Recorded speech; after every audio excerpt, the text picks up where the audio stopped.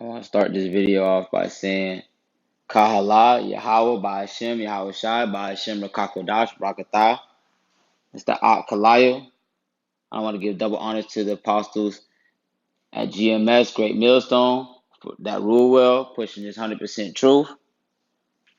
All right, for the hopeful elect and the 1/3, I want to say Shalom. All right, so it's going to be a quick topic today. I'm just going in reference to the woman and her position. All right, we're in 1 Corinthians chapter 11, verse 3. But I will have you know that the head of every man is Hamashiach, and the head of every woman is the man, and the head of Hamashiach is Yahweh. All right, so it's clearly there that the man rules over the woman. All right, so your woman shouldn't be making, the decisions in the household or ruling over the man in the household, which, America has you thinking that way because they're under this false philosophy of woman is God and, a happy wife is a happy life. Well, listen, a happy man is the plan, This is according to the scriptures. So as you see it, man, in 1 Corinthians chapter 11, verse 3, is right there. And, even speaking of that, since we're here, you could just jump down to first verse 5 and it say, but every woman that prayeth or prophesies with her head uncovered, dishonor her head. All right, so for that is even all one as if she was shaven. So, to the women out, Salakia, to the woman out there, if you praying, what you should be doing, if you praying, you need to keep your head covered. You if not, you just honor your head. So when you praying to Yahweh by Shem Yahweh Shai, you got to keep your head covered. But I know a lot of women don't know that, or they not following it because those pastors that y'all follow on church on Sunday, he not telling y'all that. And that's gonna go into Salakia, Proverbs 9 and 13. A foolish woman is clamorous, she is simple and knoweth nothing. All right, so you try to tell a clamorous woman, she just loud, she mumble like, man, I don't know what the hell this man talking about. I know what's going on. I got a personal relationship with Yahweh by Shem Yahweh Shai, or what the world ignorantly calls Jesus Christ, or which they call God. So they're gonna feel like they know what's going on, and that's simply not the case. Instead of hearkening to their man, which is their Lord, they'd rather tell you that they know it all.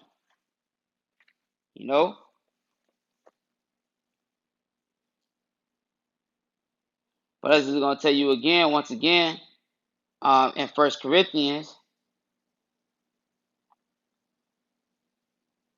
chapter 14,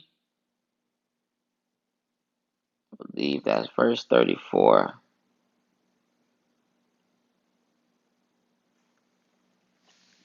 I'm going to start at 33. It says, for God is not the author of confusion, but of peace, as in all churches of the saints. So Yahweh isn't here to confuse anybody. His word is straightforward, and for the hopeful elect and the 1/3, they're going to receive that. They're going to have understanding because they get the word. For the rest of you, you're gonna be in slumber. You're going to be asleep to the word. But my point is Salakia on 34, chapter 34, Salakia, verse 34, let your woman keep silence in the churches, for it is not permitted unto them to speak, but they are commanded to be under obedience, as also said the law. And if they will learn anything, let them ask their husbands at home, for it is a shame for a woman to speak in the church. So the woman should keep silence. She shouldn't be prophesying. It says, for she is not permitted to speak. She needs to be obedient. And her man is her Lord. as we went over, that man is over woman. So he is your Lord. And if you're gonna learn anything, you're gonna learn it from your husband at home. If not, otherwise you going off. It's a shame for a woman to speak in the church.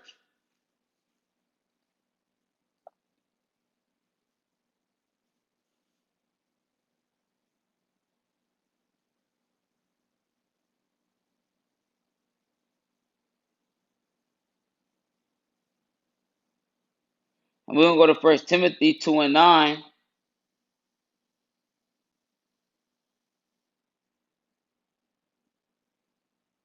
It say, in like manner also, that women adorn themselves in modest apparel, with shamefacedness and sobriety, not with broidered hair or gold or pearls or costly array. So in modest apparel, that means you women are supposed to be wearing dresses, and not some short ass dress, some shit that's showing all your thighs. Modest apparel would be a dress going down to your ankles, and not some tight ass dress. All right, and shamefacedness. So if we hold the word here, what do it mean? And property. All right, so shamefacedness, you know, you know, they wouldn't be, they wouldn't be looking you in your face while they speaking to you, your women, if really there was a shamefacedness. If you shame, you're gonna hide your face. And sobriety, meaning soberness. She's not gonna be smoking blunts. She's not gonna be drunk off of wine.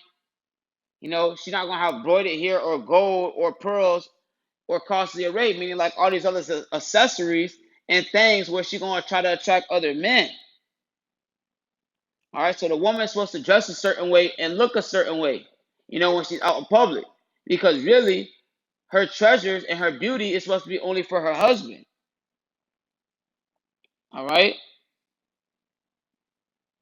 but the times that we in right now,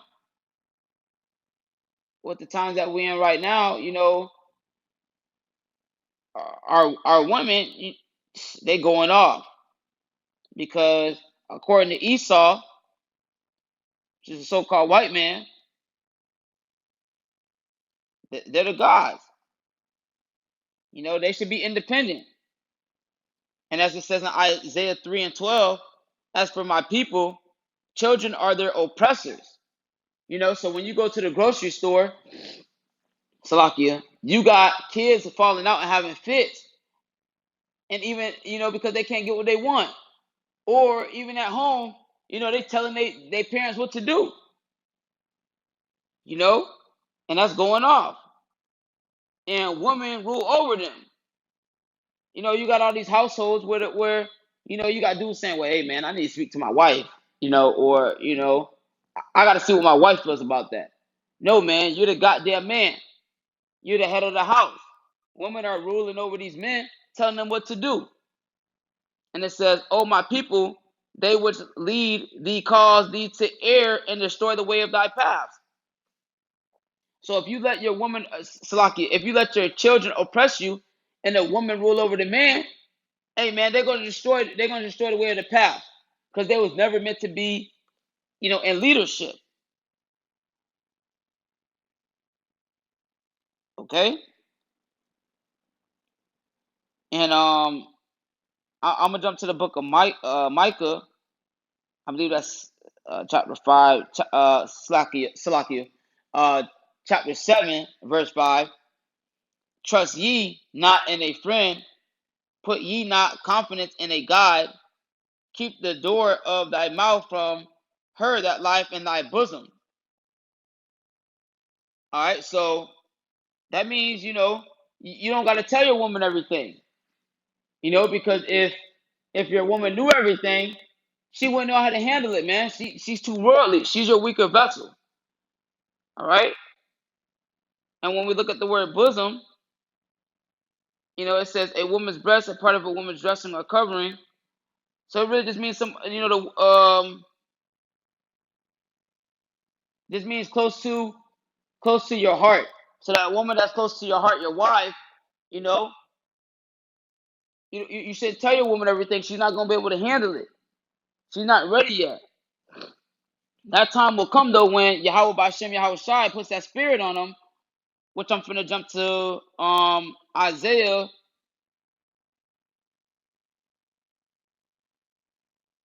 Salakia.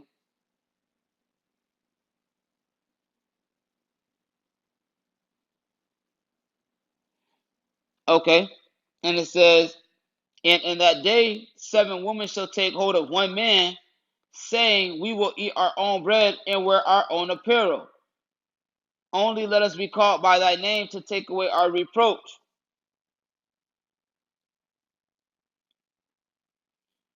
So, you know, when it says eat our own bread, they're gonna eat their own food, the food they're supposed to eat, and wear our own apparel. And as I went over, they're supposed to dress in modest apparel, and let's only be called by their name, because it's not gonna be a lot of men that's in this truth. So you're gonna have 7 women, cleaving to one man, ready to get popped, because you are the man of the Lord, and that spirit gonna come upon them in that day. And that day shall the branch of the Lord be beautiful and glorious, and the fruit of the earth shall be excellent and comely for them that are escaped of Israel. See, so once again, it says it right there. That day is going to be beautiful and glorious, and the fruit of the earth shall be excellent and comely, for they are escaped of Israel. So, the women are going to be cleaving to the men of the Lord. All right.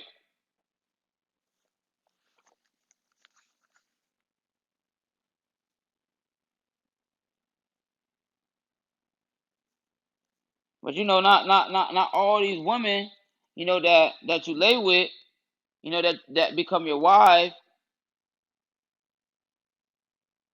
they got too many demons on them, man. And sometimes they stop your path of you getting right with Yahweh Bashem Yahweh Shai. So you got to do what you got to do.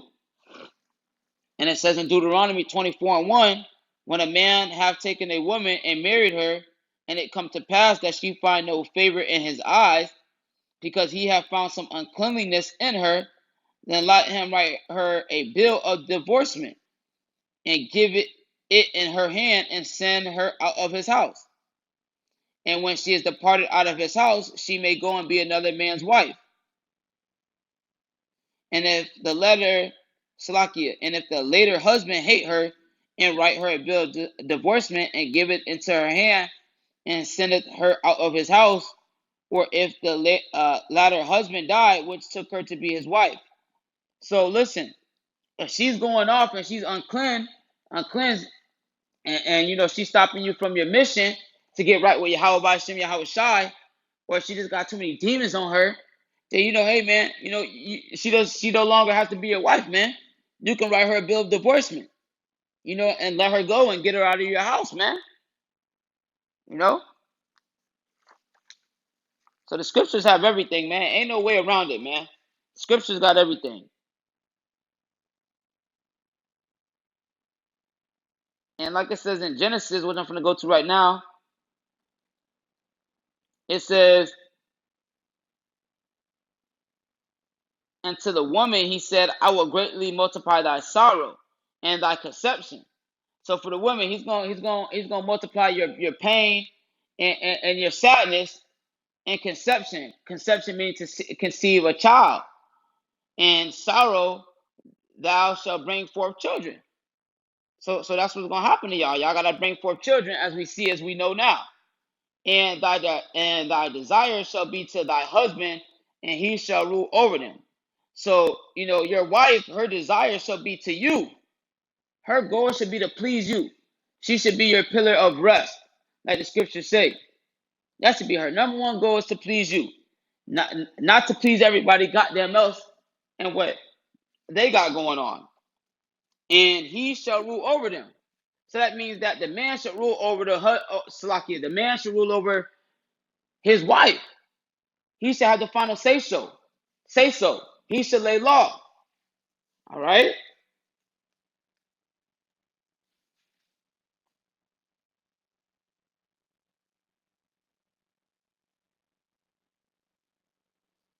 Bear with me 1 second here.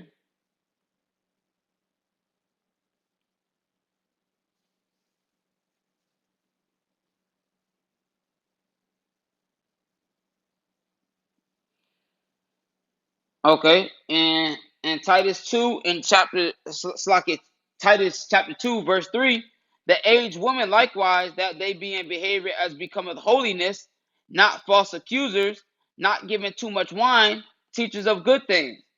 Okay, so you know these women, they should be practicing holiness, not false accusers, not giving too much to drink. Drunken. They should be sober and teachers of good things, that they may teach the young women to be sober, to love their husbands, to love their children. So that's their job.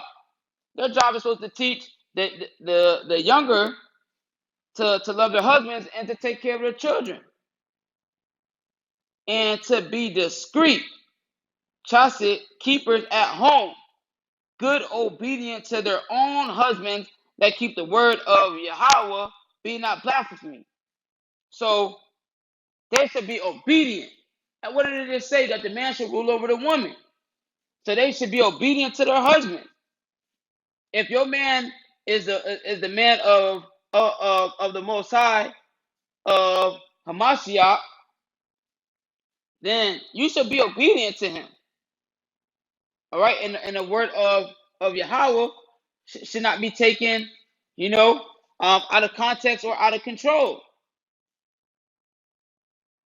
So you gotta follow order. There's order here, man.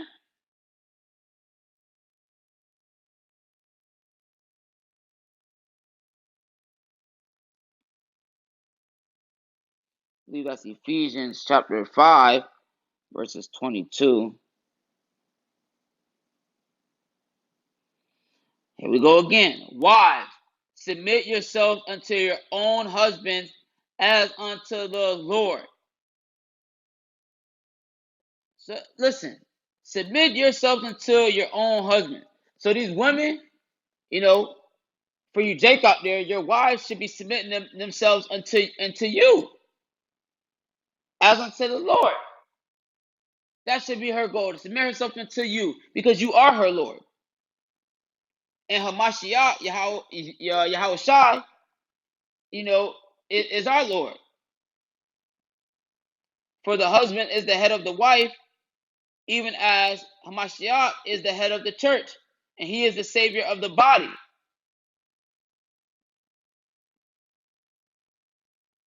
All right?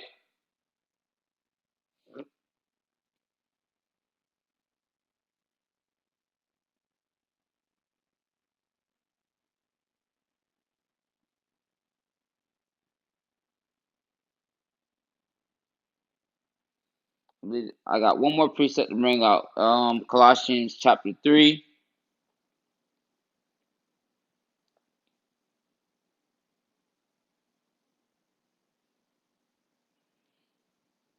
Go.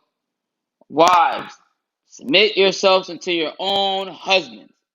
So you shouldn't be out here being a harlot, meaning being a hoe, being promiscuous. Submit yourselves unto your own husband, as it is fit in the Lord. That's the way that it was meant to be. Not you being promiscuous, wearing all kind of crazy shit out in public. That's for your man to see, man. And it says, husband, love your wives and be not bitter against them. So you're supposed to love your wives and not be bitter against them, but they also need to be following order at the same damn time. And children, obey your parents in all things, for this is well pleasing unto the Lord. So as I said before, it says in these times, children are going to be oppressing, their parents. But the children should be obeying their parents in all things. So if you tell your kid to do something, they should do it. Shouldn't be no talking back. It should be straight action. All right? Because that's pleasing unto the Lord.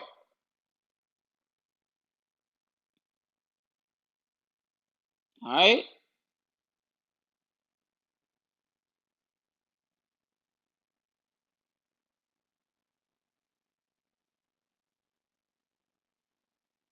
All right, let me go to something right now.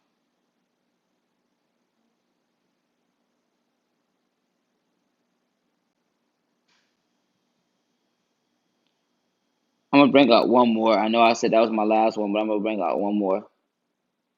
This is Ecclesiasticus, better known as the Book of Sirach.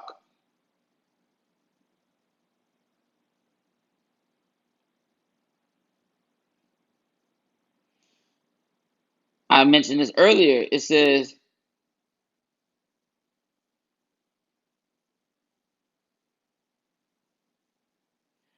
"He that getteth a wife beginneth a possession." So your wife is your possession, man. You know, a woman that you lay with, she's yours. You own her. A help like unto himself.